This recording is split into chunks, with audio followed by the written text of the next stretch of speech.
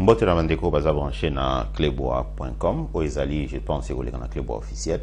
na ina sala mo commentaire na image ya Weranson réseau tambola leo na tongo parce que bazo tindela biso ba image yo que non ba beta ki Weranson tanga zo sala campagne électorale na quelque part na Kinshasa. Bon, na yoka ipe likambo yo semaine passée que Weranson azaki ba mama ki so mabanga so ginini mais bon durant la semaine pe na monde to tchaki ba biloko ba répétition à Weranson après sangwana donc azaki na signe moko te ke ya mutu moko azaki menacé to abuka na iloboko ou bien lo mwandengona donc soki na on se rappeler bien on ezaki par rapport ya répétition à salaki semaine oyo to oyo tozo silisa oyo donc et pesa ingana kanisa un peu qu'est-ce qui se passe na photo oyo bon elo ngana na roloba boyo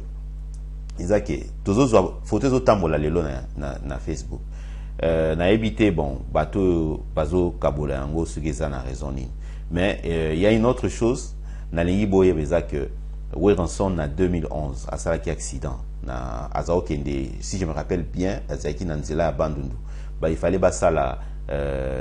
propagande ou bien campagne ya Olivier Kamitatu ou bien le moins de ezaki le moins ya politique basira ba élection en 2011 à salaki accident. Et je suis sûr photo oyo eza photo ya 2011 parce que so botali même souki na ye parce que nga naza docteur en tembéologie non babenga nga tembélogue pa bana Okinawa to ndima bilo facilement te quoi so tali loko il faut mituna nanu hein o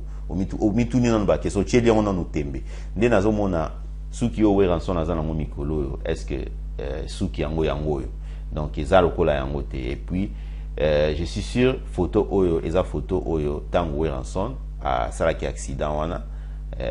abuka na iloboko je pense akenda ekutu na end pour ba sala ba traitement donc naza sûr image oyo eza image ya 2011 et Weranson azali na bien parce que ba répétition ba image ba répétition so botali na chaîne ya Clebois officiel oyo ya Clebois officiel bo mona Weranson azo sala répétition donc je pense que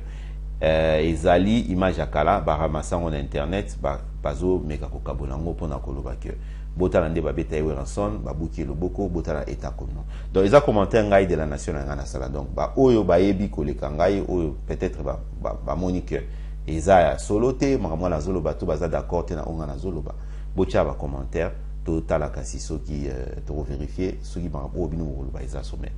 ngai je pense ezali image eza photo ezo magina 2011 tango Weranson a sali accident nako tika ko vidéo awa so bo sepeli na bo appuyer sur bouton ko aimer ou bien bo so bo souscrit so bo ali abonner na chaîne te bo s'abonner na chaîne ya clebois.com bo ça n'a pas été ko cliquer dans ngonga wana c'est important pour na bozara ba message sur toute vidéo asika na otika bino awa ezalaki ya bino de la nation le docteur en tembéologie botika malamu to monana na numéro mususu Rolanda au revoir bye.